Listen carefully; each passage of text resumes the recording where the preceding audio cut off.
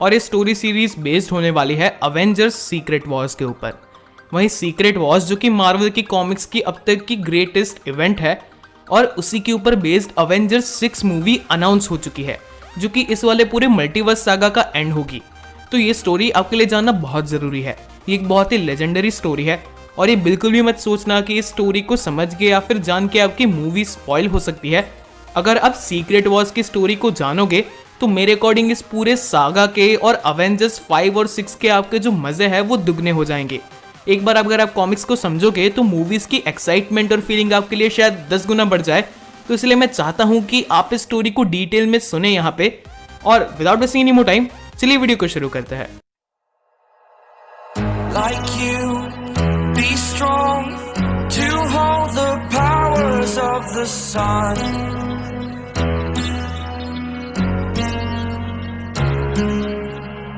To dream, believe in strength. Now I'm the only one, only one. Story की शुरुआत होती है Wakanda से, जहाँ पे टिचाला का ब्लैक पैंथर अपने कुछ वकांडियन साथियों को कोई टेक्नोलॉजी समझा रहा था। पर तभी उनके बीच में से एक राइनो दौड़ता हुआ आ जाता है। वो लोग जैसे तैसे उस राइनो को डॉज करते हैं, पर तभी टिचाला देखता है कि वहाँ पे रियलिटी में एक डिसरप्शन आ चुका है। वहाँ पे एक पोर्टल खुल चुका है और टिचाला जैसे ही उस पोर्टल के अंदर जाता है उसे एक बहुत ही भयानक सीन देखने को मिलता है। वो देखता है कि एक और यूनिवर्स की अर्थ इसी अर्थ के साथ टकराने के लिए आ रही है और वो अपने सामने कुछ लोगों को देखता है जिसके बीच में एक लेडी खड़ी है जो कि है ब्लैक स्वान। अब ब्लैक स्वान टिचाला से कहती है कि ये दोनों ही अर्थ टकराने वाली है और इसलिए ब्लैक स्वान उस अर्थ से इस अर्थ पे आई है ताकि वो इस अर्थ को डिस्ट्रॉय कर दे और अपनी अर्थ को बचा सके। और ये सुनते ही ब्लैक पैंथर ब्लैक स्वान के ऊपर अटैक कर देता है। उन दोनों के बीच में फाइट होने लगती है और इसी फाइट के दौरान गलती से ब्लैक स्वान का वेपन ट्रिगर हो जाता है। ये वेपन खुद ब्लैक स्वान के ही प्लेनेट को डिस्ट्रॉय भी कर देता है। चीजें वापस से नॉर्मल तो हो जाती है। ब्लैक स्वान को वकांडियन प्रिजन में डाल दिया जाता है, पर टिचाला ये सब देख के बहुत डर चुका था। उसने इल्यूमिनाटी की इमरजेंसी मीटिंग बुलाई। इल्यूमिनाटी यानी कि वो पावरफुल 6 लोग जो कि इस प्लेनेट के बड़े से बड़े डिसीजन को लेते हैं। इसमें है टिचाला का ब्लैक पैंथर, कैप्टन अमेरिका यानी कि स्टीव रॉजर्स, टोनी स्टार्क का iron man, doctor Steven strange, black bolt और नेमोर द सबमरीनर। इन सबको साथ में मिलकर ये समझना था कि आखिरकार हो क्या रहा है और ये भी डिसाइड करना था कि इस सिचुएशन को कैसे हैंडल किया जाए। सबसे पहले मिस्टर फैंटास्टिक यानी कि रीड रिचर्ड्स खड़ा होता है और वो बाकी सबको ये समझाता है जो कि उसे ब्लैक स्वान ने प्रिजन में से बताया था। ब्लैक स्वान ने कहा कि कहीं सारे यूनिवर्सेस में कहीं सारी अर्थ एग्जिस्ट करती है और ये सारी अर्थ एक दूसरे के साथ एक बैलेंस में थी, पर अचानक ही इनमें से कुछ अर्थ डिस्ट्रॉय हो जाती है जो कि इस बैलेंस को बिगाड़ देता है और धीरे धीरे ये सारी अर्थ और सारे यूनिवर्सेस एक दूसरे से टकराने लगते हैं। एक तरीके से इन दोनों के बीच में कोलिजन होने लगता है और इसे ही इनकर्जन कहा जाता है। अगर ब्लैक स्वान की थ्योरी मान ली जाए तो ये सिर्फ एक इनकर्जन नहीं था, ऐसी और भी अर्थ धीरे धीरे आएगी जो कि हमारे अर्थ के साथ कोलाइड करेगी और अगर हमें इसे रोकना है तो बस एक ही ऑप्शन बचता है, सामने वाली अर्थ को डिस्ट्रॉय करना। मिस्टर फैंटास्टिक आगे बोलता है कि उसने ब्लैक स्वान के वेपन को रिवर्स इंजीनियर किया और उसे वापस बनाने की कोशिश भी शुरू कर दी है और थोड़े टाइम में वो वेपन बन भी जाएगा। पर ये सब सुनकर कैप्टन अमेरिका बहुत गुस्से में आ जाता है। वो बोलते हैं कि हमें नहीं भूलना चाहिए यहाँ पे मौजूद हर एक शख्स एक सुपर हीरो है और सुपर विलन और सुपर हीरो में बस एक छोटा सा फर्क होता है, एक लाइन का फर्क। उन्होंने अपनी पूरी लाइफ इस लाइन को क्रॉस नहीं किया और उन्होंने देखा है कि जिसने भी इविल को नेसेसरी मान के इस लाइन को क्रॉस किया उसने बस डर और वायलेंस फैलाया है और वो ये नहीं होने देंगे। कैप्टन अमेरिका बोलता है कि जब तक हमारे पास कोई ऑप्शन मौजूद हो तब तक तो हम इविल का सहारा ले ही नहीं सकते। और ये कह के वो अपने हाथ का माइंड स्टोन दिखाता है। हमें पता चलता है कि इल्यूमिनाटी ने थैनोस को हराने के बाद एक एक इन्फिनिटी स्टोन को अपने पास रख लिया था। 6 के 6 मेंबर्स के पास एक इन्फिनिटी स्टोन था और वो उन्हें गार्ड कर रहे थे। और कैप्टन अमेरिका कहते हैं कि अगर दूसरा इनकर्जन होता भी है तो वो लोग इन्फिनिटी गाउंटलेट का सहारा लेंगे और उसे रोक देंगे। पर इस चीज में भी ज्यादा समय नहीं था। थोड़े ही टाइम में सारे इल्यूमिनाटी के मेंबर्स एंटार्कटिका के ऊपर मिलते हैं क्योंकि वहां पे वही भयानक मंजर था। एक और अर्थ आ रही थी हमारी अर्थ के साथ कोलाइड होने के लिए। सारे इल्यूमिनाटी के मेंबर्स अपने अपने इन्फिनिटी स्टोन को निकालते हैं, इन्फिनिटी गाउंटलेट को रिसेंबल किया जाता है और वो लोग म्यूचुअली डिसाइड करते हैं कि उसे कैप्टन अमेरिका ही वील्ड करेंगे, क्योंकि वही एक ऐसा इंसान था जो कि इतनी पावर होने के बाद भी करप्ट नहीं हो सकता था। कैप्टन अमेरिका इन्फिनिटी गाउंटलेट को पहनते हैं वो बहुत ही ज्यादा पावर को फील करता है। उस पावर को यूज करके उस अर्थ को दूर धकेलने की, पुश करने की कोशिश करने लगता है। इतनी ज्यादा पावर वहां पे अनलीश होने लगती है कि वो अर्थ दूर तो पुश हो जाती है, पर इस प्रोसेस में सारे स्टोन्स डिस्ट्रॉय हो जाते हैं, सिवाय कि टाइम स्टोन जो कि डिसअपियर हो जाता है। और ये देख के सारे मेंबर्स बहुत डर जाते हैं। इल्यूमिनाटी के सारे मेंबर्स बैठे हुए थे। उनमें से हर कोई ये जानता था कि इन्फिनिटी स्टोन्स के डिस्ट्रॉय हो जाने के बाद उनके पास कोई और रास्ता नहीं बचता, पर उनमें से कोई भी ये बोलने के लिए रेडी नहीं था। इसी साइलेंस को तोड़ते हुए मिस्टर फैंटास्टिक कहते हैं कि अब तो हमें उस वेपन को यूज करना ही होगा, पर कैप्टन अमेरिका वापस बोलते हैं कि अपने जीते जी वो ये नहीं होने देंगे। और अब कैप्टन अमेरिका की ये बात सुन के डॉक्टर स्ट्रेंज का पेशेंस भी चला जाता है। वो उठते हैं और एक स्पेल को कैप्टन अमेरिका के ऊपर कास्ट करते हैं। इस स्पेल की इफेक्ट की वजह से कैप्टन अमेरिका बेहोश होने लगते हैं और फिर डॉक्टर स्ट्रेंज बोलते हैं कि कैप्टन अमेरिका की मॉरल्स की वजह से वो अर्थ को अनडिफेंडेड नहीं छोड़ सकते। बेटर यही होगा कि कैप्टन अमेरिका सब कुछ भूल जाए। और हमें पता चलता है कि डॉक्टर स्ट्रेंज ने ऐसे स्पेल को कैप्टन अमेरिका के ऊपर कास्ट किया था जिससे उनकी मेमोरीज चली जाए, उन्हें सारे इवेंट्स याद ना रहे और वो इल्यूमिनाटी के बाकी मेंबर्स के रास्ते में ना आए। कैप्टन अमेरिका की मेमोरीज को इरेज करने के इस इंसिडेंट के बाद भी कुछ टाइम बीत चुका था और अब तक अर्थ ने 2 और इंकर्जन्स लिखे थे। पहला इंकर्जन तो लेथवेरिया के ऊपर आया था, तो डॉक्टर डूम ने उसे संभाल लिया, और दूसरा इंकर्जन भी जब हुआ तब गैलेक्टस ने ही सामने वाले प्लेनेट को कंज्यूम कर दिया। तो अब तक इल्यूमिनाटी को कोई जान नहीं लेनी पड़ी थी, पर हाँ, भले ही वो हीरोज थे, उन्हें कभी ना कभी तो जान लेनी ही पड़ेगी। और इस बात को डॉक्टर स्ट्रेंज से अच्छा और कोई नहीं समझता था, और इसलिए डॉक्टर स्ट्रेंज ने अपनी ह्यूमैनिटी को छोड़ के अपनी पूरी सोल को बेच के ज्यादा से ज्यादा मिस्टिकल और डीमनिक एनर्जीज को कंज्यूम करना शुरू कर दिया था। वो और भी ज्यादा पावरफुल होते जा रहे थे और उनकी पावर की ये जरूरत बहुत ही जल्द आ गई। जल्दी ही एक और इंकर्जन आता है और इस इंकर्जन को रोकने के लिए और सामने वाली अर्थ को डिस्ट्रॉय करने के लिए इल्यूमिनाटी और कुछ अवेंजर्स जैसे कि हल्क भी सामने वाले प्लेनेट पे जाते हैं। पर हाँ, इस प्लेनेट के पास भी अपने डिफेंडर्स थे, और ये डिफेंडर्स और कोई नहीं बल्कि जस्टिस लीग का ही मार्वल वर्जन था। यानी कि सामने के प्लेनेट की जो टीम थी उसका हर एक मेंबर जस्टिस लीग के मेंबर की ही कॉपी था। यहाँ पे Batman, Superman, Wonder Woman, Martian Manhunter, इन सारे कैरेक्टर्स की कॉपी थी।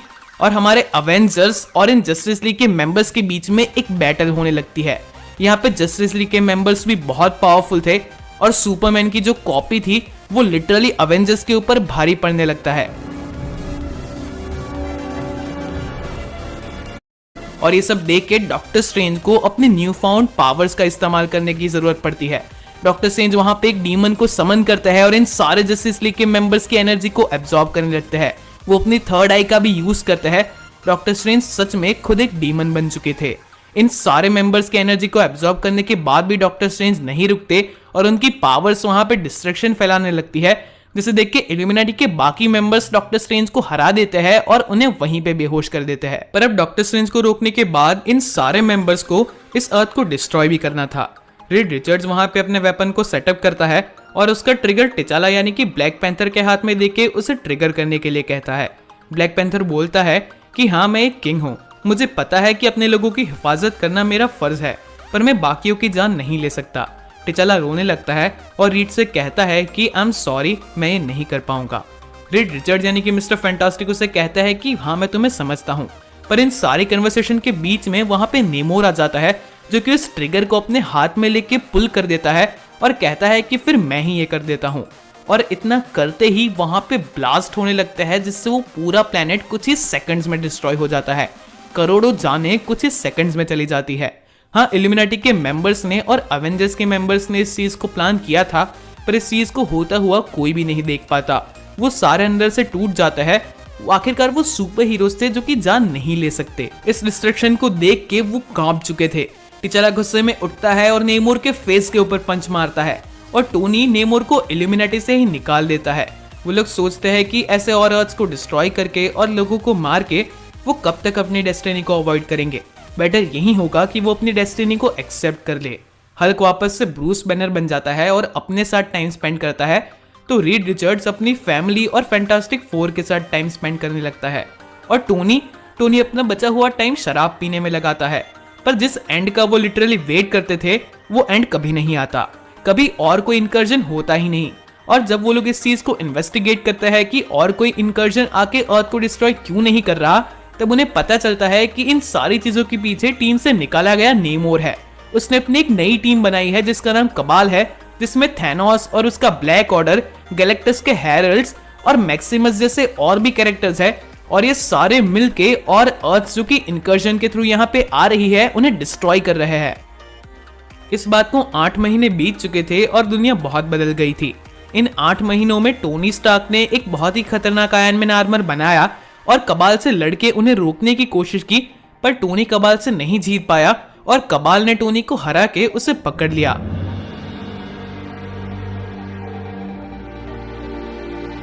कैप्टन अमेरिका की मेमोरीज वापस आ गई और मेमोरीज आते ही कैप्टन अमेरिका ने पूरी शील्ड को असेंबल किया और इल्यूमिनेटी के मेंबर्स को क्रिमिनल डिक्लेयर कर दिया।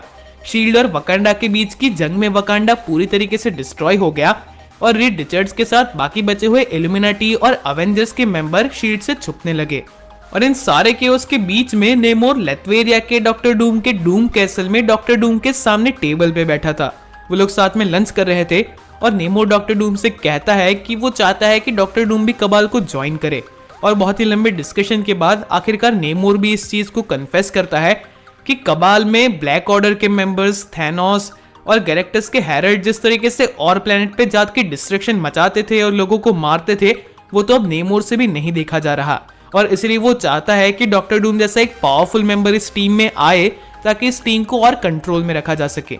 पर डॉक्टर डूम नेमोर से कहता है कि वो इन चीजों में बिल्कुल भी इंटरेस्टेड नहीं है, क्योंकि उसके पास हैंडल करने के लिए और बड़े मैटर है। पर नेमोर इस चीज को बिल्कुल भी नहीं समझ पाता। वो डॉक्टर डूम से बार बार पूछता है कि ऐसा तो और क्या इंपॉर्टेंट है जो कि इस दुनिया को बचाने से भी बड़ा हो सकता है, पर डॉक्टर डूम इस चीज का कोई भी आंसर नहीं देता और वहां से चला जाता है। इन 8 महीनों में एक और पावरफुल टीम को भी फॉर्म किया गया था जिसका नाम मल्टीवर्सल अवेंजर्स था, जिसमें मार्वल के काफी पावरफुल कॉस्मिक सुपर हीरोज थे, जैसे कि हाइपेरियन, हमारा Thor Odinson, Night Mask, Star Brand और भी सुपर हीरोज थे। और इन सारे सुपर हीरोज का एक ही टास्क था इन इनकर्जन्स के सोर्स का पता लगाना। और इसी केस में उनके पास एक ऐसी खबर आई थी कि ब्लैक प्रीस्ट नाम की एक स्पीशीज है जो कि इनकर्जन के बारे में कुछ बहुत ही इंपॉर्टेंट जानती है, या फिर शायद उनका इनकर्जन में भी इन्वॉल्वमेंट हो सकता है। इस इंफॉर्मेशन के मिलने के बाद ये सारे सुपर हीरोज इस स्पीशीज को डिफीट करने के लिए जाते हैं, पर ये स्पीशीज भी बहुत पावरफुल थी, इतनी पावरफुल कि इन सारे पावरफुल सुपर हीरोज के होने के बावजूद इनमें से कोई भी सुपर हीरो उनको नुकसान नहीं पहुंचा पा रहा था।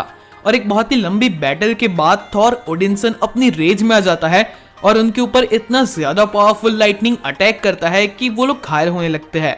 और इसी के बीच वो सारे ब्लैक प्रीस्ट साइड पे हटने लगते हैं क्योंकि उनका लीडर अब वहां पे आ चुका था। और जब ये सुपर हीरोज उनके लीडर का सामना करने के लिए जा ही रहे होते हैं, तब उनका लीडर अपना मास्क निकालता है, जिसे देख के हर कोई हैरान रह जाता है क्योंकि ये लीडर और कोई नहीं डॉक्टर स्टीफन स्ट्रेंज था। डॉक्टर स्ट्रेंज उनसे कहता है कि अपनी पावर्स आउट ऑफ कंट्रोल जाने के बाद वो यहाँ पे स्पेस में आ गया और इन ब्लैक प्रीस्ट के बीच में रह के वो इस इनकर्जन के सोर्स को ही इन्वेस्टिगेट कर रहा है।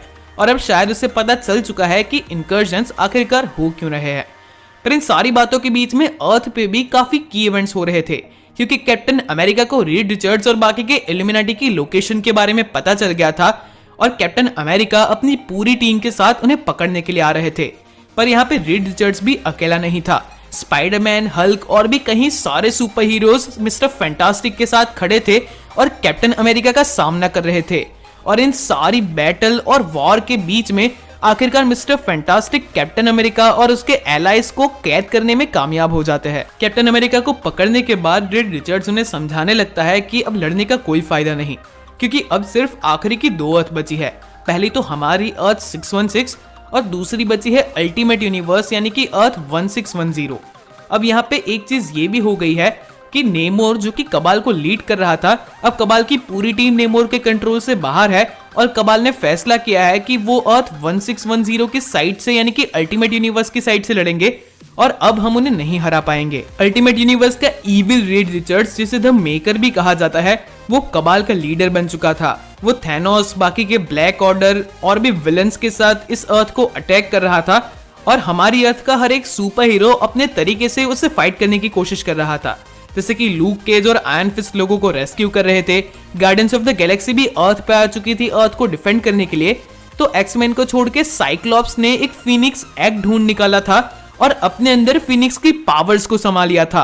पर हाँ, रीड रिचर्ड्स जानता था कि ये सब भी काफी नहीं होगा, एक आखिरी प्लान के तौर पे उसने एक सेफ्टी लाइफ राफ्ट को बनाया था, एक ऐसी स्पेसशिप को जो कि इंकर्जन को भी सरवाइव कर पाए, और उसने अपने कुछ सुपर हीरोज को उसके अंदर टेलीपोर्ट करके बचाना शुरू कर दिया। उसने स्पाइडरमैन को, कैप्टन मार्वल को, स्टार लॉर्ड को, ब्लैक पैंथर को, साइक्लॉप्स को, उन सारे सुपर हीरोज को उस सेफ्टी राफ्ट के अंदर टेलीपोर्ट करके बचा लिया और फैंटास्टिक फोर के साथ खुद भी उस राफ्ट में आ गया। और जैसे ही उन्होंने अर्थ को लीव किया, उन्होंने देखा कि कोई भी जीत नहीं पाया था, क्योंकि आखिर में दोनों ही प्लैनेट्स डिस्ट्रॉय हो गए थे। पर हाँ, उनके लिए भी वहां से एस्केप करना आसान नहीं था, क्योंकि उस डिस्ट्रक्शन का ग्रेविटेशनल पुल इतना था कि रीड रिचर्ड्स की लाइफ क्राफ्ट का भी एक हिस्सा टूट के उसके अंदर गिरने लगा, और जिसके अंदर फैंटास्टिक फोर और रीड रिचर्ड्स की पूरी फैमिली, जिसमें उसकी बेटी वेलिनिया और बेटा फ्रैंकलिन था, वो सारी फैमिली रीड की आंखों के सामने ही उस डिस्ट्रक्शन के अंदर समा गई। अब इस सेफ्टी राफ्ट में बहुत ही गिनती के सुपर हीरोज बचे थे। स्पाइडरमैन, कैप्टन मार्वल, जेन फॉस्टर की माइटी थॉर, खुद Reed Richards, black panther, नेमोर, star Lord और फीनिक्स की पावर वाला साइक्लॉप्स। हाँ, ये सुपर हीरोज बहुत ही कम थे और इनकी आने वाली जर्नी मुश्किल होने वाली थी, पर ये उनकी जर्नी का एंड तो बिल्कुल भी नहीं था, क्योंकि अगले ही सीन में हम देखते हैं एक सेफ्टी राफ्ट को जो कि जमीन के ऊपर पड़ी हुई है। वहां पे बाहर दो थॉर आता है और इस पूरे शिप को इन्वेस्टिगेट करने रखते हैं। उतनी ही देर में उसके गेट्स खुलते हैं और अंदर से एक स्पीयर आके एक थॉर के सिर में घुस जाता है और उसकी वहीं पे मौत हो जाती है। हम अंदर से बाहर आता हुआ देखते हैं पूरे कबाल को, यानी कि थैनोस, उसके ब्लैक ऑर्डर और साथ ही साथ अल्टीमेट यूनिवर्स के इविल रीड रिचर्ड्स को, जिसे द मेकर कहा जाता है। इसका मतलब ये है कि सिर्फ हमारे यूनिवर्स के ही नहीं, बल्कि अल्टीमेट यूनिवर्स के मिस्टर फैंटास्टिक ने भी एक ऐसा ही क्राफ्ट बनाया था, और वो भी आखिरी के कोलिजन को सरवाइव कर गया था। अब द मेकर और कबाल के शिप से दूर जाने के बाद वहां पे डॉक्टर स्ट्रेंज आता है, हमारे डॉक्टर स्ट्रेंज। वहीं डॉक्टर स्ट्रेंज जो कि ब्लैक प्रीस्ट बन के कोलिजन के सोर्स को इन्वेस्टिगेट करना चाहते थे, पर उसके साथ साथ हम देखते हैं कि कुछ थॉर्स भी उनके साथ है। ये देख के हमें बहुत ही सरप्राइज होता है कि इतने ज्यादा थॉर एक ही वर्ल्ड में कैसे एग्जिस्ट कर रहे हैं। बट फिर डॉक्टर स्ट्रेंज जो शिप के नजदीक जाता है, अपने मैजिक से किसी को सेंस करता है और आवाज लगाता है कि क्या तुम खुद इस शिप से बाहर आओगे या फिर मुझे तुम्हें अंदर लेने आना पड़ेगा। और तब हमें पता चलता है कि द मेकर और कबाल के साथ अल्टीमेट यूनिवर्स का स्पाइडरमैन, जो कि माइल्स मोरालिस है, वो भी इस शिप में छुप के आखिरी के कोलिजन को सरवाइव कर गया है। माइल्स मोरालिस उस शिप से बाहर निकलता है और डॉक्टर स्ट्रेंज से कहता है कि आखिरकार वो है कहाँ। उसे बस उतना याद है कि आखिर में दो अर्थ टकराई थी और उसके बाद का उसे कुछ भी याद नहीं।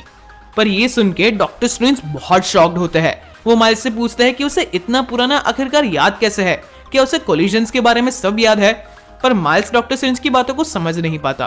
उसके बाद डॉक्टर स्ट्रेंज माइल्स को ले जाता है हिडन आइल ऑफ एगामोटो पे, जो कि डॉक्टर स्ट्रेंज का ही एक सीक्रेट बेस और आइलैंड था। और वहां पे डॉक्टर स्ट्रेंज ने ढूंढ के एक और रेस्क्यू राफ्ट को भी रखा हुआ था, और ये राफ्ट थी हमारे अर्थ के सुपर हीरोज की। डॉक्टर स्ट्रेंज उसके गेट्स को खोलते हैं और हमारे सुपर हीरोज वहां से बाहर निकलते हैं। गेट्स खुलते ही Mister Fantastic, Star Lord, Cyclops जो कि फीनिक्स के साथ बाइंड होके अब तो बहुत पावरफुल हो गया था, Spiderman, mighty Thor, captain Marvel, नेमोर, black panther, ये सारे सुपर हीरोज निकलते हैं और वो डॉक्टर स्ट्रेंज को देख के खुश भी होते हैं। और स्पेशली स्पाइडरमैन खुश होता है क्योंकि स्पाइडरवर्स की इवेंट्स के दौरान वो माइल्स मोरालिस से पहले भी मिल चुका था। वो अच्छे दोस्त बने थे, पर अनफॉर्चुनेटली उनके यूनिवर्सेस अलग थे, पर इतने टाइम बाद वो वापस मिल रहे थे। और वो सब डॉक्टर स्ट्रेंज से पूछते हैं कि आखिरकार वो लोग है कहाँ। पर डॉक्टर स्ट्रेंज उन्हें कहते हैं कि इससे भी जरूरी उनके लिए ये जानना है कि वो लोग कब है। तो स्टार लॉर्ड उससे कहता है कि अभी अभी तो वो राफ्ट में बैठे और 1 ही घंटा हुआ है। पर डॉक्टर स्ट्रेंज उन्हें कहते हैं कि नहीं, वो लोग 8 साल लेट है। और ये सुन के हर कोई बहुत शॉक्ड होता है। फिर डॉक्टर स्ट्रेंज उनसे आगे कहते हैं कि जब इनकर्जन्स के दौरान सारी अर्थ डिस्ट्रॉय हो गई और आखिरी इनकर्जन में लास्ट की बची हुई 2 अर्थ यानी कि अल्टीमेट यूनिवर्स और हमारी अर्थ भी डिस्ट्रॉय हो गई, उसके बाद गॉड एम्परर ने यानी कि भगवान की शक्ति वाले राजा ने इन सारी अर्थ के सारे यूनिवर्सेस के एलिमेंट्स को मिलाया और एक आखिरी बैटल वर्ल्ड बनाया जिसके ऊपर तुम अभी हो। और इसलिए यहाँ पे एक नहीं बल्कि बहुत सारे थॉर है, हर यूनिवर्स के थॉर है। इतने ही नहीं, बहुत से हल्क भी है। हल्क का तो पूरा एक किंगडम है। ऐसी बहुत सी चीजें हैं जिनके बारे में उन लोगों को कोई भी आइडिया नहीं था। और तब मिस्टर फैंटास्टिक डॉक्टर स्ट्रेंज से पूछते हैं, पर आखिरकार ये गॉड एम्परर है कौन? और उसके बार बार पूछने पे डॉक्टर स्ट्रेंज उसे जवाब देता है कि विक्टर वॉन डूम।